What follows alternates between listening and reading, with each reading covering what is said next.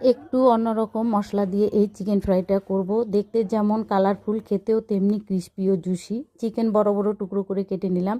এই চিকেনের সাথে মেশাবো জিরা, দালচিনি, এলাচ, লং, একটু বেশি করে শুকনো মরিচ। এগুলো একসাথে আধা বাটা করে বেটে নিব, মিহি করব না। এবার চিকেনে দিয়ে দেব 1 চামচ আদা বাটা, 1 চামচ রসুন বাটা, 1 চামচ সয়া সস, স্বাদ মতো লবণ, হাফ চামচ হলুদ গুঁড়া আর বেটে রাখা মশলা গুঁড়া দিয়ে খুব সুন্দর করে মেখে 10 মিনিট রেস্টে রেখে দিব। 10 মিনিট পর চিকেনের সাথে মিক্সড করব চালের গুঁড়া 1 চামচ, যেন চিকেন ভাজার পর ক্রিস্পি লাগে। অবশ্যই ধনেপাতা কুচি দিতে হবে।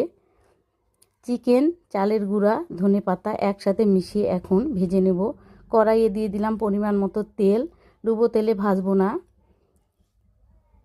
এখন এপিঠ ওপিঠ ভালো করে লাল করে চিকেনগুলো ভেজে তুলে নেব।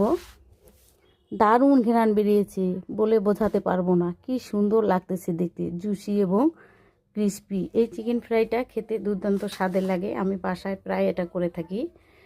আর মশলাগুলো আধা বাটার জন্য দেখতেও অনেক সুন্দর লাগে।